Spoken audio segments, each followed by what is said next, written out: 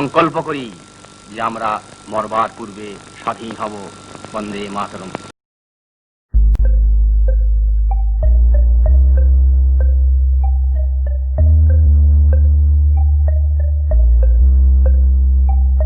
टूट कर जो बिखर जाए वो सितारा आप नहीं, कोई सुभाष चंद्र बोस की तरह सूरज बन जाए, इतनी किसी में औकात नहीं। देश हित में कार्य नहीं करने वालों को मैं लाश मानता हूँ, किंतु देश के प्रति जीवन न्यौछावर करने वालों को मैं सुभाष मानता हूँ।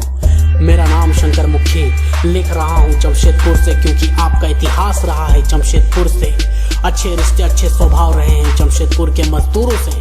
मैं मानता हूँ आप जीवित हो और मैं जानता हूँ आप अमर हो। उत्कल की धरती में जन्मा महामहिम हो आप, सुभाष के रूप में जन्मे सम्राट अशोक हो आप अच्छी तरह समझ रहे हो मैं ऐसा क्यों लिख रहा हूँ। कलकत्ता की सरजमी पर जब 2000 से ज्यादा की आजाद हिंद फौज की रैली निकालकर जो घुसपैठियों की हवा निकाली थी, वहाँ साथ ही अहिंसा की स्वांग रचाने वालों को भी सत्ता वाली कुर्सी की नींव हिला दी थी। ये चीजें मैं भली भांति समझता हूँ, क्योंकि मैं भी अपने आप को आजाद हिंद का सिपाही मानता हूँ। आज हमारा देश यानी आपका देश आपके नक्शे कदमों पर आजाद होता तो ये बंटवारे भी नहीं होते। मैं यह लिखते हुए बेहद निराश हूँ, क्योंकि सत्ता की लालच में आपको मजबूर किया गया इस्तीफा के लिए, खो भी अपने ही पार्टी से।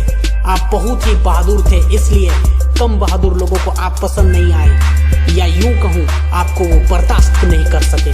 मुझे यह समझ नहीं आता कि मन के काले वाले गोरों से अधिक अहिंसावादी आपसे क्यों इतना डरते थे। मुझे पता है आप आजादी की लड़ाई अपने देश में लड़ना चाहते थे, किंतु आपके साथ लड़कर शहीद होना कुछ लोगों के लिए तो अपमान की बात थी, लेकिन ब्रिटिश आर्मी के रूप में ढाल बनकर शहीद होना उनके लिए सम्मान की बात।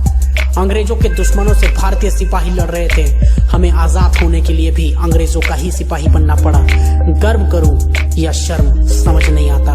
ऐसे देश को आप आजाद कराने चले थे जहां पहले से ही सभी आपके खिलाफ हथियार ताने खड़े थे।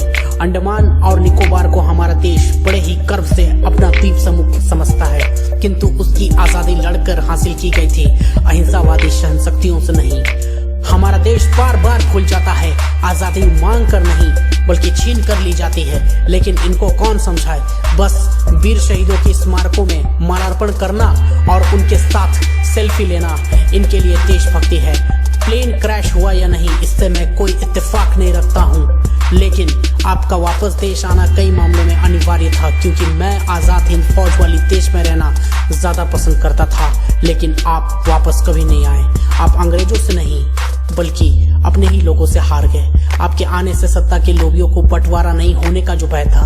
आप जहां भी हो मेरी यह खत जरूर पढ़े। हम सभी देशवासी आपको बहुत याद करते हैं। कृपया आप अपने देश में वापस लौट आए, अपने वतन वापस लौट आए और एक बार पुनः इस देश को आजाद कराएं और इस देश को आजाद हिंद बनाएं। आपको नम आंखों से जन्मदिन की शुभकामनाएं। जय हिंद।